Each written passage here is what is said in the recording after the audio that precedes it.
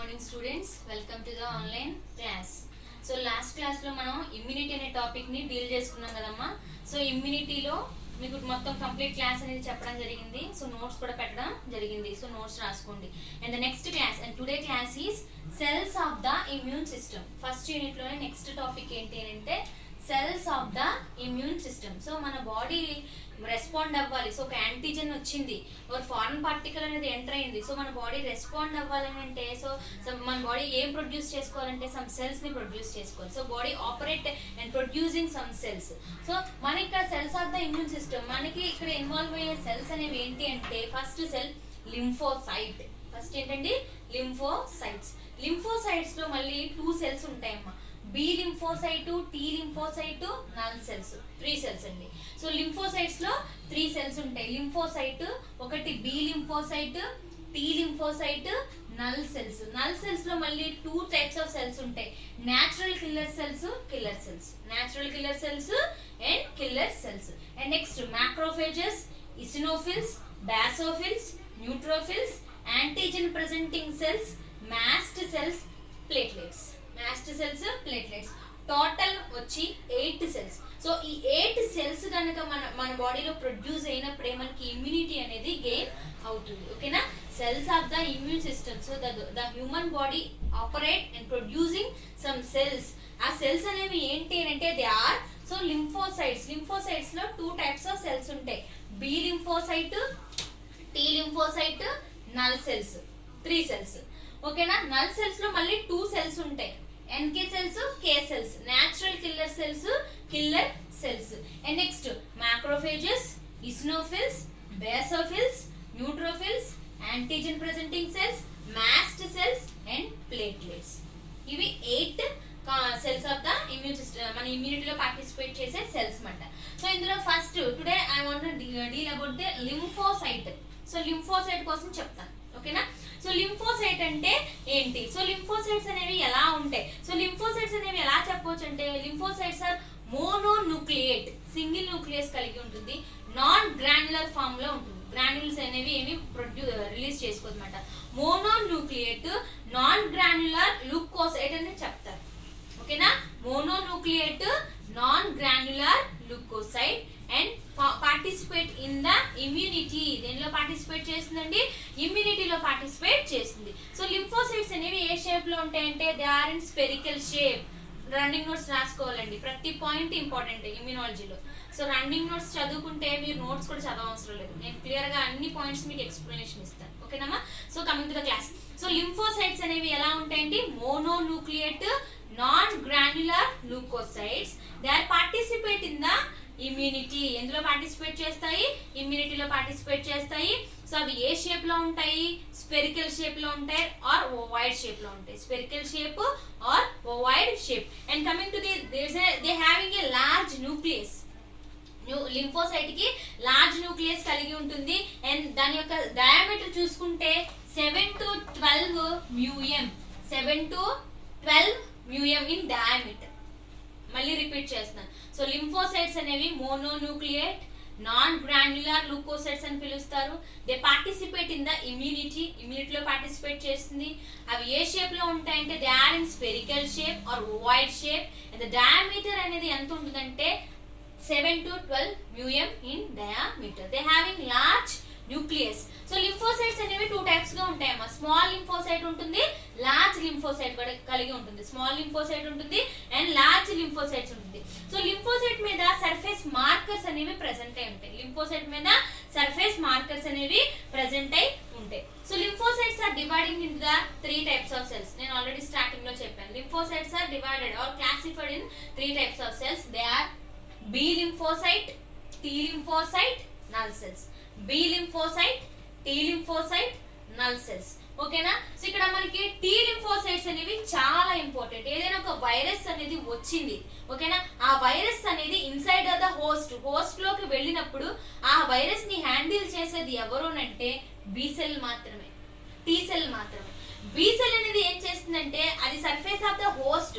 So ఒక antigen foreign particle enter అయింది. So surface మీదే ఉంది. అప్పుడు బి సెల్ అనేది దాంతో ఫైట్ చేస్తుంది. సో ఆ యాంటీజెన్ హోస్ట్ లోపలికంతా చొచ్చుకుపోయింది, లోపలికి పెనిట్రేట్ వెళ్ళిపోయింది. వెళ్ళిపోయినప్పుడు అక్కడ ఎవరు హ్యాండిల్ చేయాలంటే టీ సెల్స్ హ్యాండిల్ చేయాలి. ఇప్పుడు అట్ ప్రెసెంట్ కరోనా వైరస్ అనేది హ్యూమన్ బాడీ లోపలికి అనేది ఎంటర్ అయిపోతుంది, రిప్లికేషన్ చేసుకుంటుంది. సో అక్కడ ఎవరు పార్టిసిపేట్ చేయాలి, ఇమ్యూనిటీ అనేది ప్రొడ్యూస్ అయ్యి టీ సెల్స్ ఆ కరోనా వైరస్ ని కిల్ చేయాలి. ఓకేనండి. సో ఇక్కడ B cells and T cells, null cells. ఇక్కడ టీ సెల్స్ అనేవి ఎంత శాతం ఉంటాయంటే 70% మనకి టీ సెల్స్ ఉంటాయి, 27% బి సెల్స్ ఉంటాయి, రిమైనింగ్ 3% ఎన్కే సెల్స్ ఉంటాయి, నల్ సెల్స్ ఉంటాయండి. ఓకేనా. 70% టీ సెల్స్ ఉంటాయమ్మా, 27% బి సెల్స్ ఉంటాయి, రిమైనింగ్ 3% ఎవరు ఉంటారు అంటే నల్ సెల్స్ ఉంటారు.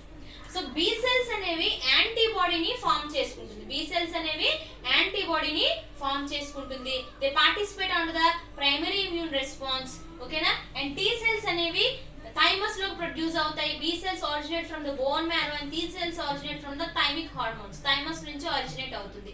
సో బి సెల్స్ అనేవి యాంటీబాడీలో యాంటీబాడీస్ ని ప్రొడ్యూస్ చేసి they participate in the humoral mediated immunity. ఎందులో పార్టిసిపేట్ చేస్తే humoral mediated immunity. And T cells అనేవి ఎందులో ఇన్వాల్వ్ అవుతాయంటే దే ప్రొడ్యూస్ టీ సెల్స్ అనేవి ఏంటంటే సెల్ మీడియేటెడ్ ఇమ్యూనిటీలో పార్టిసిపేట్ చేస్తాయి, సెల్ మీడియేటెడ్ ఇమ్యూనిటీలో పార్టిసిపేట్ చేస్తాయి అన్నమాట. And what is the function of null cells? They are intermediate between the B cells and T cells. Just intermediate కింద ఉంటాయన్నమాట. ఓకేనా. So just intermediate between the B cell కి T cell కి మధ్యలో intermediate ఎవరు అంటే దాన్ని నల్ సెల్ అని చెప్పాలి. అసలు లింఫోసైట్ అనేది ఎలా ఆరిజినేట్ అవుతుంది మేడం, అంతే కదండి. సో లింఫోసైట్ అనేది దాని యొక్క షేప్ చెప్పాను, ఓకేనా, దాని సైజ్ చెప్పాను, అండ్ దాని సర్ఫేస్ మార్కర్స్ ఉంటాయని చెప్పాను, క్లాసిఫికేషన్ చెప్పాను, B cell, T cell, null cells ఉంటాయన్నమాట. మరి దాని ఆరిజిన్ ఎలా జరుగుతుంది? సో బి లింఫోసైట్ ఆరిజిన్ అనేది ఎలా జరుగుతుంది అంటే ఫస్ట్ ఆఫ్ ఆల్ మనకి ఇంపార్టెంట్ ఎవరంటే ఇక్కడ స్టెమ్ సెల్స్ అండి, స్టెమ్ సెల్స్. ఓకేనా. సో బోన్ మ్యారో ప్రొడ్యూస్ అవుతాయి stem cells, hemopoietic stem cells, hemopoietic stem cells. The hemopoietic stem cells are turn, ఎలా టర్న్ మారుతాయి అంటే లింఫోపోయిటిక్ స్టెమ్ సెల్స్ కింద మారుతాయి. ఎలా అండి? లింఫోపోయిటిక్ స్టెమ్ సెల్స్ కింద మారుతాయి. లింఫోపోయిటిక్ స్టెమ్ సెల్స్ కింద మారిన తర్వాత ది ట్రావెల్ ఇన్ 2 sides. కొన్ని సెల్స్ ఒక చోటకి వెళ్ళిపోతాయి, కొన్ని సెల్స్ ఒక చోటకి వెళ్ళిపోతాయి. కొన్ని సెల్స్ అని ఎక్కడికి వెళ్తున్నాయి అంటమ్మా, బోన్ మ్యారో దగ్గరికి వెళ్తున్నాయి. కొన్ని సెల్స్ అని ఎక్కడికి వస్తున్నాయి, థైమస్ దగ్గరికి వస్తున్నాయి. కొన్ని some of the cells are enter into the bone marrow and some cells are enter into the thymus. So bone మ్యారోకి ఎంటర్ అయినప్పుడు they release antibodies and participate in the humoral immunity. Thymus దగ్గర వచ్చినప్పుడు they release T cells and participate in the cell mediated immunity. ఎందులో participate చేస్తుంది? Cell mediated ఇమ్యూనిటీలో participate చేస్తుంది. ఓకేనండి. So lymphocyte అనేది ఎలా ఆరిజినేట్ అవుతుంది, లింఫోసైట్ ఆరిజినేషన్ ఎలా జరుగుతుంది అంటే first of all hemopoietic stem cells, hemopoietic stem cells are turn into the lymphopoietic stem cells. Lymphopoietic మన బ్లడ్ లో డెవలప్ అవుతుంది lymphopoietic stem cells. Stem cells కింద మారిన తర్వాత దే ఆర్ రెండుగా విడిపోయి కొన్ని సెల్స్ అన్ని బోన్ మ్యారో దగ్గరికి వెళ్తాయి, కొన్ని సెల్స్ అన్ని థైమస్ దగ్గరికి వెళ్తాయి. సో బోన్ మ్యారో దగ్గరికి వెళ్ళింది కాబట్టి బి సెల్స్ అంటారు, థైమస్ దగ్గర వచ్చింది కాబట్టి టీ సెల్స్ అంటారు. సో బోన్ మ్యారో దగ్గరికి వెళ్ళింది కాబట్టి they produce are they release antibody and participate in the humoral immunity. ఇందులో పార్టిసిపేట్ చేస్తుంది, హ్యూమరల్ ఇమ్యూనిటీలో పార్టిసిపేట్ చేస్తుంది. అండ్ టీ సెల్స్ లో కాబట్టి they participate in the cell mediated immunity. ఎందులో అండి? సెల్ మీడియేటెడ్ ఇమ్యూనిటీలో పార్టిసిపేట్ చేస్తుంది. That is the class about అది ఎలా introduction about the lymphocyte, only lymphocyte మాత్రమే. ఓకేనా. సో ఈ లింఫోసైట్ లో ఫస్ట్ సెల్ చెప్తానమ్మా. లింఫోసైట్ లో ఫస్ట్ సెల్ అనేది ఏంటి అంటే బి లింఫోసైట్. లింఫోసైట్ లో ఫస్ట్ సెల్ అనేది ఏంటి అంటే బి లింఫోసైట్. సో ఎవరండి? B lymphocyte, B lymphocyte. Lymphocyte కోసం అయిన తర్వాత next B lymphocyte. So B lymphocytes are mature in the Fabricius in birds, bursa Fabricius in birds and bone marrow in humans. మనలో అయితే bone మ్యారోలో develop అవుతుంది. ఒకవేళ birds లో చూసుకుంటే బర్సా ఫ్యాబ్రికస్ లో బి సెల్స్ మెచ్యూరేషన్ అనేది జరుగుతుంది. బి సెల్స్ అనేవి యాంటీబాడీని పార్టిసిపేట్ రిలీజ్ చేస్తాయి అండ్ హ్యూమరల్ ఇమ్యూనిటీలో పార్టిసిపేట్ చేస్తుంది. They having large nucleus. B lymphocyte కి ఏముంటుందమ్మా? లార్జ్ న్యూక్లియస్ కలిగి ఉంటుంది. ఇందులో బి లింఫోసైట్ లో మీకు ఇంపార్టెంట్ ఏంటంటే దే హ్యావింగ్ 5 రిసెప్టార్స్. 5 రిసెప్టార్స్ ఉంటాయి. దాని యొక్క సర్ఫేస్ మీద 5 రిసెప్టార్స్ ఉంటాయి. అందులో ఫస్ట్ రిసెప్టార్స్ ఏంటంటే FC receptor, FC receptor, first one FC receptor and second one SI, second one అంటే ఇమ్యూనోగ్లోబులిన్, సర్ఫేస్ ఇమ్యూనోగ్లోబులిన్. SI అంటే surface immunoglobulin, nothing but antibody, surface immunoglobulin. And next IAM. So IA అంటే immuno associated protein అంటారు. Immuno associated protein, immuno associated protein. IA అంటే immuno associated protein అంటారు. And next CR1 and CR3 receptor. CR1, CR3 receptors. They both are called complement factors. Complement factors అనేది పిలుస్తారు. ఓకేనా? FC receptor, surface immunoglobulin, IA immuno associated protein, CR1, CR3. So ఈ రెండిటిని ఏమంటారంటే complement factors అని పిలుస్తారు అన్నమాట. ఓకేనా? సో ఇక్కడ మనం బి లింఫోసైట్ మెచ్యురేషన్ ఎలా ఉందో చెప్తాను. ఓకేనండి? సో ఇవి సర్ఫేస్ మార్కర్స్, బి సెల్ పైన ఉండే సర్ఫేస్ మార్కర్స్. మీకు ఎగ్జాంపుల్ నేను ఒకసారి డయాగ్రామ్ చూపిస్తానమ్మా. సో ఇక్కడ బి లింఫోసైట్ అనేది ఉంది కదా, దీని పైన ఉన్న వాటిని సర్ఫేస్ మార్కర్స్ అని పిలుస్తారు. ఈ పైన ఉన్నవండి 5 సర్ఫేస్ మార్కర్స్ అనేవి ఇక్కడ ప్రెసెంట్ అయి ఉంటాయి అన్నమాట. సో బి లింఫోసైట్ మెచ్యురేషన్ అనేది ఎలాగా జరుగుతుంది madam? So B lymphocyte maturation అనేది ఎలా జరుగుతుంది అంటే, first of all B lymphocyte అనేది first హీమోపోయిటిక్ stem cell. Hemopoietic stem cells that turn into the lymphoid progenitor.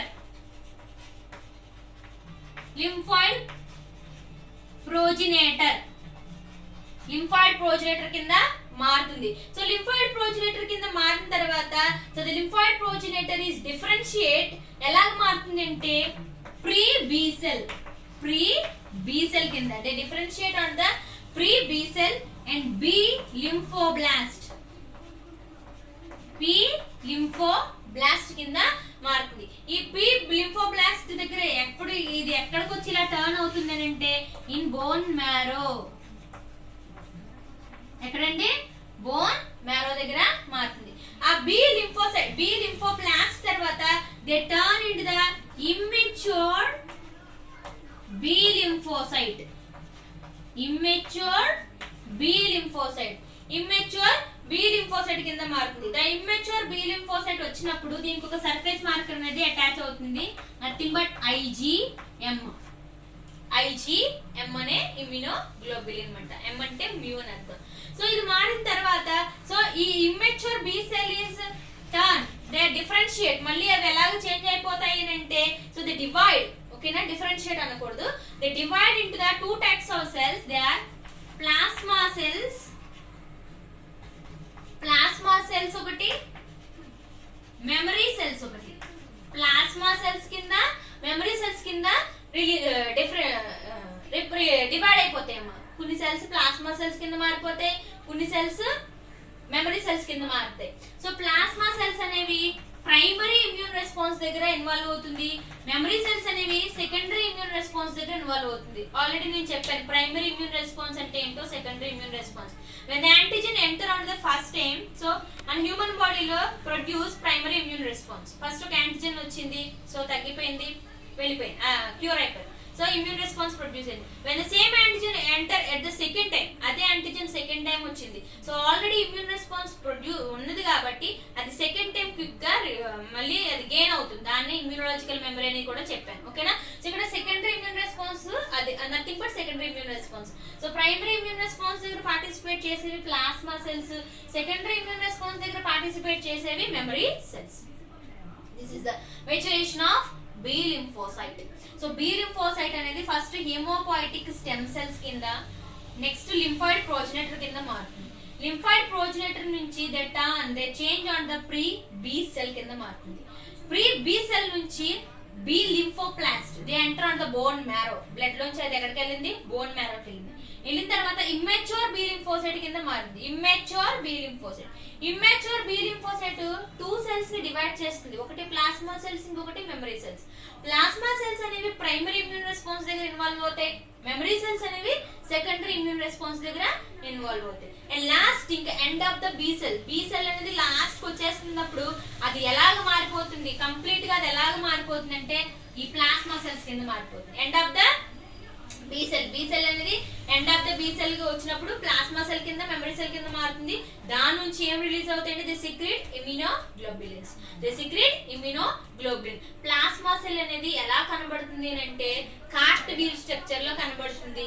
దానికి చిన్న చిన్న ఫ్రాగ్మెంట్స్ ఉంటాయి, వాటిని రసల్ బాడీస్ అని పిలాలి. గోల్గి బాడీ ఉంటుంది, ఎండోప్లాస్మిక్ రెటికులం అనేది కలిగి ఉంటుంది. The synthesize nothing but plasma cell is nothing but an antibody and immunoglobulin. They having 2 chains, heavy chain and light chain.